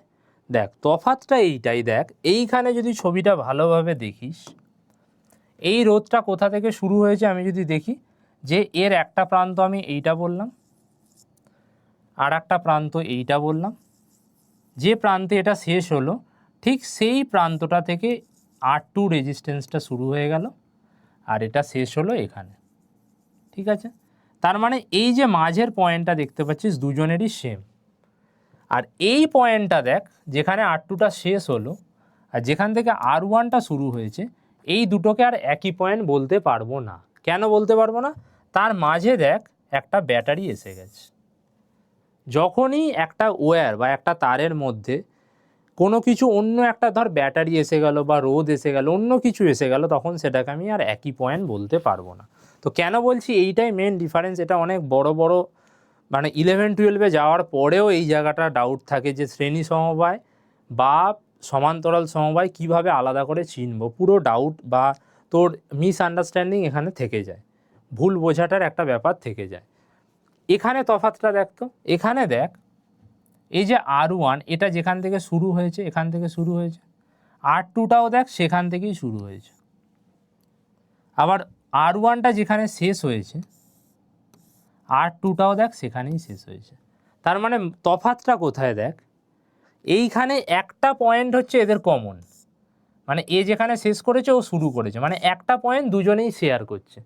এখানে দেখ, এ এখানে শেষ করলো, এখানে শেষ করলো, মাঝে একটা ব্যাটারি চলে এলো, মানে এই পয়েন্ট দুটো দুজনের আলাদা। আর এখানে দেখ, এ যেখান থেকে শুরু করলো, বেসিক্যালি এই দুটো পয়েন্ট একই পয়েন্ট, এ যেখানে শেষ করলো এও শেষ করলো, তো এই পয়েন্টটা একই পয়েন্ট। তার মানে যখন দুটো পয়েন্টই দুজনের মিলে যাবে মানে একই হয়ে যাবে, সেটাকে বলবি সমান্তরাল সমবায়, মানে প্যারালাল কম্বিনেশন। আর যখন যে কোনো একটা পয়েন্ট মিলবে অন্য পয়েন্টটা যে যার আলাদা হবে, সেটাকে বলা হয় শ্রেণী সমবায় বা সিরিজ কম্বিনেশন। এটা সব সময় মনে রাখবি। সমান্তরাল সমবায় মানে দুটো রোধ, এখানে দুটো বলে বলছি, তিনটে চারটে যা ইচ্ছা, চারটের ক্ষেত্রেও একই গল্প, যে রোধগুলোর মধ্যে শুরু যেখান থেকে করবে আর শেষ যেখানে করবে দুজনেরই সেম হবে। চারজন থাকলে চারজনেরই সেম হবে, প্রত্যেকেরই শুরু এক জায়গায় হবে, শেষ আর এক জায়গায়, মানে দুটো করে পয়েন্টই। দেখ একটা যে কোনো একটা রোধের কি হয়, দুটো করে পয়েন্টই হয়। একটা ধর এই এন্টার করলে, একটা বাইরে বেরিয়ে গেল, এক্সিট করলো, ওকে, এইটা একটা পয়েন্ট হয়, এটা একটা পয়েন্ট হয়, দুটো করেই টার্মিনাল হয়।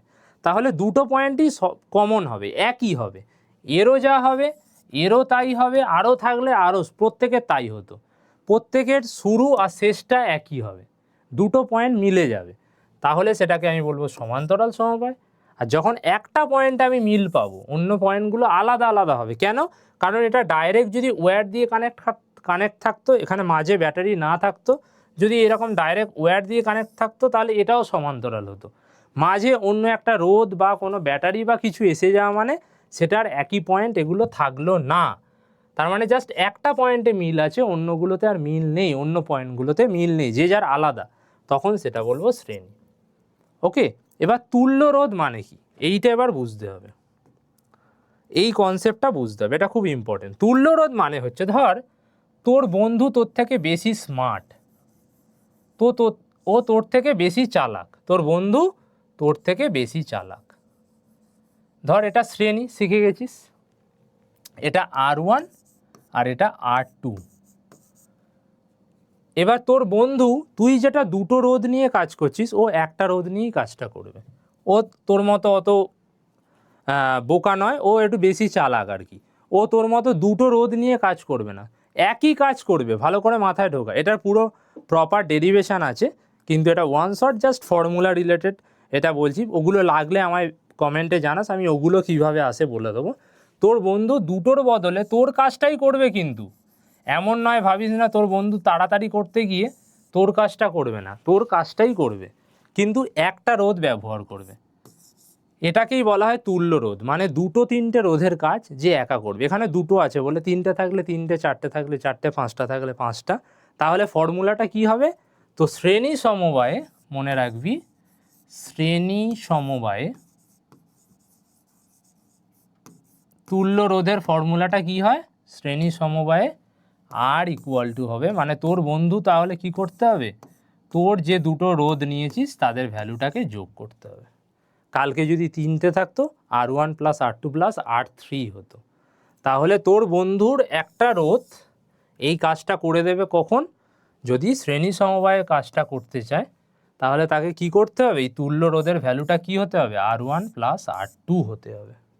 ওকে, এই কাজটাই তোর বন্ধু যদি, এবার ধর অন্য আর একটা বন্ধু তোর, সে সমান্তরাল সমবায়ে এরমভাবে দুটো রোধ নিল, তুই নিয়েছিস শ্রেণী সমবায়ে, তোর অন্য আর একটা বন্ধু কি করলো,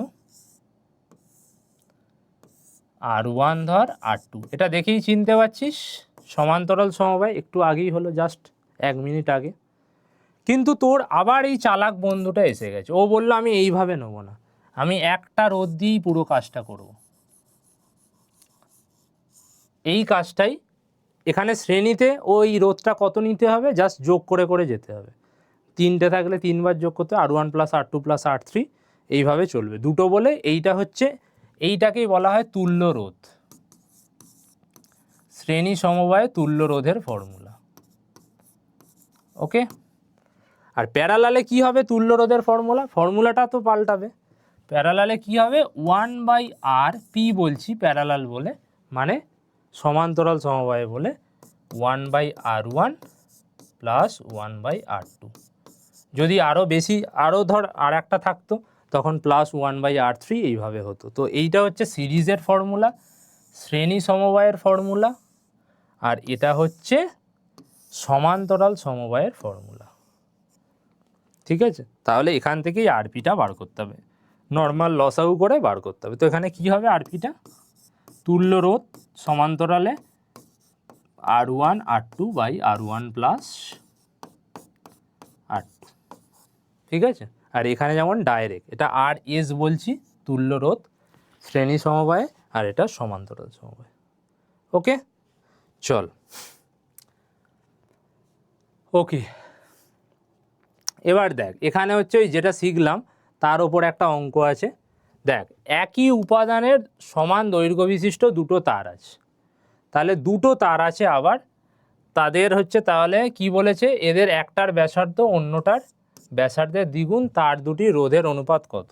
দেখ কি ফর্মুলা হবে, একটা ফর্মুলা এক্ষুনি শিখেছি, দেখ আর মানে রো এল বাই এ, আর মানে রো এল বাই এ, ঠিক আছে। এবার দেখ এখানে দুটো তার আছে, প্রত্যেকটা তারের জন্য আলাদা আলাদা করে হিসাব করি। দেখ প্রথম তারের জন্য R1 লিখলাম রো 1 L1 বাই A1, ওকে। আর পরের তারের আর একটা যে তার আছে 2 নাম্বার তারের জন্য R2 rho 2 L2 L2 by A2, ওকে। দেখ এবার মজার ব্যাপারটা হচ্ছে কি, একই উপাদান এই যে রো বলছি রোধাঙ্ক, রোধাঙ্ক কি কিসের ওপর নির্ভর করে, সব সময় মনে রাখবি তারটা কি দিয়ে তৈরি, মেটেরিয়ালটার ওপর ডিপেন্ড করে, ওকে। তারের উপাদানের ওপর ডিপেন্ড করে, নির্ভর করে আর কি। টেম্পারেচারও একটা ফ্যাক্টর, তো মেনলি তারের উপাদানের ওপর নির্ভর করে, আর অন্য কিছুর ওপর নির্ভর করে না। তারের উপাদান যেহেতু দুটো একই উপাদানের তার, তার মানে রো 1 আর রো 2টা একই হবে, দুটোর সেম হবে, তো দুটোর আমি রো লিখতে পারি। বোঝা গেল, দুটোর ক্ষেত্রেই রো নিলাম, কেন, তারটা একই উপাদান দিয়ে তৈরি। এবার হচ্ছে সমান দৈর্ঘ্য বিশিষ্ট, তার মানে তারটার দৈর্ঘ্যটাও সেম, তার মানে L1 আর L2 সেম, তার মানে আমরা কি পেলাম রে, রো 1 আর রো 2টা সেম, এটাকে আমি রো নিয়ে নিলাম, ওকে। আর দৈর্ঘ্যটাও same, L1 L2 equal to L, দৈর্ঘ্যটাও কোয়েশ্চেনে বলে দিয়েছে সেম, ওকে। দৈর্ঘ্যটাও কোয়েশ্চেনে বলে দিয়েছে সেম, যেটাকে আমি L নিয়ে নিলাম, তাহলে এরও L নিলাম, এরও L নিলাম, ঠিক আছে। এবার এরিয়া দেখ, এরিয়া মানে কি, তারটার যে কোনো ধর একটা, এইটা ধর তার, তো একটা ধর এটা ইলেকট্রিক ওয়্যার বৈদ্যুতিক তার, তুই যদি একটা দিক কাটিস এই যে মুখটা তৈরি হবে না, এটা সার্কুলার হয়, বৃত্তাকার দেখতে হয়। বৃত্তের ক্ষেত্রফলের ফর্মুলা কি, পাই আর স্কোয়ার। তাহলে এখানে দেখ ব্যাসার্ধগুলো আলাদা বলেছে, একটার ব্যাসার্ধ অন্যটার দ্বিগুণ বলেছে, তাহলে প্রথমটার ধর, তাহলে বৃত্তের ক্ষেত্রফল কী রে, পাই আর স্কোয়ার, তাহলে এরিয়ার জায়গায় লিখে দিলাম পাই R1 স্কোয়ার, আর পরেরটার এরিয়ার জায়গায় লিখে দিলাম পাই R2 স্কোয়ার, ওকে। এবার জাস্ট রেশিও নিয়ে নে, কারণ রোধের অনুপাতই বার করতে বলেছে, তাহলে R1 ইস টু R2 কত হবে, দেখ rho L by pi R1 square is to rho L by pi R2 square, তাহলে পুরো এবার দেখ, এবার নিয়ে নে কত নিবি, দেখ এবার কি বলেছে, দেখ একটার ব্যাসার্ধ অন্যটার ব্যাসার্ধের দ্বিগুণ, রাইট। তাহলে ধর প্রথমটার ব্যাসার্ধ R1, পরেরটা নিয়েছি আমরা কত R2, তাহলে R2 মানে ধরে নে 2R1, রাইট। R2 মানে ধরে নে 2R1, একটার ব্যাসার্ধ কত R1, অন্যটার নিয়েছি R2, এখানে কি বলেছে, একটার যা ব্যাসার্ধ হবে অন্যটার ব্যাসার্ধের দ্বিগুণ, তাহলে একটার R1 হলে এর যদি R2 হয় প্রথমটার দ্বিগুণ, বা তুই পরেরটারও দ্বিগুণ করতে পারিস, যেটা আগে পরে যে কোনো একটা নেওয়া যায়, কারণ এখানে বলেনি যে প্রথম তারটার ব্যাসার্ধ পরেরটার দ্বিগুণ, দ্বিতীয় তারটার দ্বিগুণ, ওরকম বলেনি, তুই যে কোনো একটা নিতে পারিস। তাহলে একটার R1 হলে অন্যটার 2R1, তাহলে এখানে বসিয়ে দে, এখানে বসিয়ে দে, দেখ তাহলে রো এল বাই পাই দুদিক থেকে কেটে যাচ্ছে, পুরোটা কেটে গেল। দেখ এখানে হচ্ছে 1 বাই R1 স্কোয়ার বসা, আর R2-র জায়গায় একটার R2টা কীভাবে লিখতে পারি, 2R1 অন্যটার দ্বিগুণ, তার মানে এখানে হয়ে গেল 4R1 স্কোয়ার। তার মানে এটাকে সলভ করলে আসছে 4:1। তাহলে কত আসছে রে অনুপাত, 4:1। তাহলে রোধের অনুপাত কত এলো, 4:1। ওকে, চল। আচ্ছা, এখানে দেখ একটা সিম্পল অঙ্ক বলেছে, শ্রেণী সমবায়ে যুক্ত করেছে দুটো রোধ। তাহলে ধর R1টা কত নিয়েছে, 3 ওহম, আর R2টা নিয়েছে 6 ওহম। শ্রেণীতে যুক্ত করলে তুল্য রোধ কত হবে, এক্ষুনি বলে দিয়েছি, জাস্ট যোগ হয়ে যাবে। যে তোর বন্ধু একটা নিয়েই করতে চায়, তাহলে কত নিতে হবে, 3 আর 6 যোগ করে 9 ওহম। যে কাজটা তুই করছিস একটা 3 একটা 6 নিয়ে, তোর বন্ধু কি করবে, একটাই 9 ওহম নিয়ে কাজটা করবে। তো সেটা সিরিজের। আর প্যারালালে হলে কত হবে রে, 1/RP তুল্য রোধ, 1/3, 1/R1 প্লাস 1/R2, তাহলে 1/3 প্লাস 1/6, তাহলে 6, 2 প্লাস 1, তাহলে 1/RP, তাহলে RP মানে কত হলো রে, 6/3 মানে 2 ওহম। কত হলো, তাহলে 2 ওহম। তাহলে একটা 9 ওহম, একটা হয়ে গেল 2 ওহম। শ্রেণী সমবায়ে ডাইরেক্ট তুল্যরোধ কত এলো, 9 ওহম, আর সমান্তরাল সমবায়ে কত হলো, 2 ওহম। ওকে, চলো এবার হচ্ছে জুলের সূত্র। আজকে আর জুলের সূত্র আর তড়িৎ ক্ষমতা করে আজকের মতো আমরা শেষ করব। তো জুলের সূত্র মানে কি, দেখ এটা আমরা বই থেকে তো তুই ফর্মাল সূত্রটা পেয়ে যাবি। মেন ফান্ডাটা দেখ, আমি তো এক্ষুনি কি বললাম, যখন ধর তুই বাড়িতে একটা ফ্যান চালিয়েছিস, ফ্যান চালালে দেখবি কিছুক্ষণ পরেই ফ্যানটার হাত দিয়ে দেখবি গরম হচ্ছে। তো জুলের সূত্রটা কি, যে যখন কোনো একটা তারের মধ্য দিয়ে তড়িৎ প্রবাহ হয়, কারেন্ট যায়, সেখানে কি হয়, হিট তৈরি হয়। কি তৈরি হয়, হিট তৈরি হয়। সেটা নিয়েই তাপ তৈরি হয়, বেসিক্যালি হিট তৈরি হয়, সেইটা নিয়েই জুল সূত্র দিয়েছেন। কি সূত্র, দেখ উনি বলছেন এই যে হিটটা তৈরি হয়, সেটা যে কারেন্টটা যাচ্ছে, তড়িৎ প্রবাহ মাত্রা, তার বর্গের সাথে সমানুপাতিক, মানে তার স্কোয়ার করলে এটার সাথে সমানুপাতিক। কখন, যখন বাদবাকি যারা আছে, মানে রোধটা, তারের রোধ আর তড়িৎ প্রবাহের যে সময়, সেটা যখন ধ্রুবক। কারণ তুই তো সবকটা একসাথে চেঞ্জ করতে পারবি না। মানে দেখ, এই যে লেখাটা লিখলাম, এই লেখাটার মধ্যা কথা কি, মধ্যা কথা হচ্ছে এটাই, তড়িৎ প্রবাহ যে হচ্ছে, যে তাপটা তৈরি হচ্ছে, তাপটা কারেন্টের যে স্কোয়ার তার সাথে সমানুপাতিক। কারেন্ট যত বাড়বে তার স্কোয়ার বা বর্গ আকারে তাপটা হচ্ছে তত বেশি উৎপন্ন হবে, প্রডিউস হবে। ঠিক আছে, সেম হচ্ছে এইচটা আর এর সাথেও প্রপোর্শনাল। মানে তারের যত রোধ বেশি হবে, মানে যত বেশি ধাক্কাধাক্কি খাবে রে, যত বেশি সংঘর্ষ হবে, তত বেশি তাপ তৈরি হবে। তাহলে এটা কার সাথে প্রপোর্শনাল, আইটি যখন ধ্রুবক তখন হিটটা রোধের সাথে প্রপোর্শনাল। সেমভাবে তড়িৎ প্রবাহের সময় যত বাড়বে, স্বাভাবিক, তুই ধর একটা পাখা 2 মিনিট চালিয়েছিস আর একটা 5 ঘন্টা চলছে, স্বাভাবিক যেটা 5 ঘন্টা চলছে অনেক বেশি গরম হয়ে যাবে, কারণ অনেক বেশি তাপ তৈরি হবে। তো টাইমের সাথেও প্রপোর্শনাল, যখন আর আইটা হচ্ছে ধ্রুবক হবে। তাহলে এই তিনটেকে একসাথে লিখলে কি হয় রে, H proportional to I square R T. এবার এটা দুটোভাবে লেখা যায়, দেখ এটা মনে রাখবি, এসআই পদ্ধতিতে আমরা জানিস এই প্রপোর্শনালকে আজকে অনেকবার হয়েছে, প্রপোর্শনালকে ইকুয়াল দিয়ে লিখলে একটা কনস্ট্যান্ট আছে, এসআই পদ্ধতিতে কনস্ট্যান্টটাকে 1 নেওয়া হয়। তাহলে আই স্কোয়ার আর টি কখন ইউজ করবি এই ফর্মুলাটা, এই ফর্মুলাটা ইউজ করবি এসআই পদ্ধতিতে। ওকে, আর সিজিএসে কি ইউজ করবি, H equal to I square R T divided by 4.2। এই ফর্মুলাটা কখন ইউজ করবি, সিজিএস পদ্ধতিতে। ভালো করে মনে রাখবি, দুটো ফর্মুলা দুবার। এসআই পদ্ধতিতে কনস্ট্যান্টটাকে 1 নেওয়া হয়, আর সিজিএসে 1/4.2।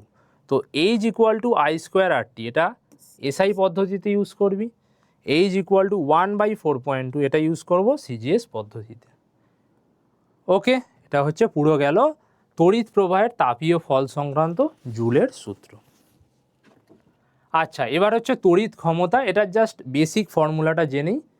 দেখ, তড়িৎ ক্ষমতাকে কি দিয়ে লেখা হয়? পি দিয়ে লেখা হয়, যেটাকে বলা হয় ইলেকট্রিক্যাল পাওয়ার। পাওয়ারের একটা ফর্মুলায় আজ ডিসকাস হচ্ছে, কারণ সেগ্রিমেন্টগুলো আসবে আর কি। তো পি মানে হচ্ছে ভি ইন্টু আই। ওকে, এইটা আপাতত মনে রাখবি। এটা কখন কোনটা ইউজ করে আরও আসবে। P equal to voltage into current. তো তড়িৎ ক্ষমতা মানে হচ্ছে ভোল্টেজ ইন্টু কারেন্ট। এটার আরও বিভিন্ন রূপ আছে, আরও দুটো এর আলাদা আলাদা রূপ আছে। তো সেইটা নিয়ে আমরা আসবো। দেখ, মোটামুটি আমার আজকের ক্লাস এখানেই শেষ। যেটা বলার, এটা হচ্ছে একদম ফান্ডামেন্টাল যে জিনিসগুলো ছিল তার রিলেটেড নিউমেরিক্যাল। যদি এই ক্লাসটা ভালো লাগে আমাকে পার্ট 2-র জন্য কমেন্টে জানাস। তাহলে কি করব, পার্ট 2-তে বাদবাকি লাস্টে যেগুলো হলো জুলের সূত্র আর এইটা নিয়ে, সেই ফর্মুলার নিউমেরিক্যাল আর তড়িৎ চুম্বকত্ব, যেটা এই যে ইলেকট্রিসিটি চ্যাপ্টার, মানে চলতড়িতের সাথে আর একটা যে পার্ট আছে তড়িৎ চুম্বকত্ব, সেই যে ছোট্ট পার্টটা আছে সেটাও আনবো। আর তার পাশাপাশি আজকে যা যা তোর হচ্ছে এই যে ফর্মুলাগুলো হলো সেই রিলেটেড যে গাণিতিক সমস্যা সেটা আনবো। যদি ভালো লাগে অবশ্যই কমেন্টে জানা, আর পার্ট 2 লাগবে নাকি সেটাও জানা। তাহলে আমি খুব শিগগিরই আবার তোদের 10-এর সেকেন্ড ক্লাসটা নিয়ে চলে আসছি। বাই বাচ্চা পার্টি, ভালো থাকিস।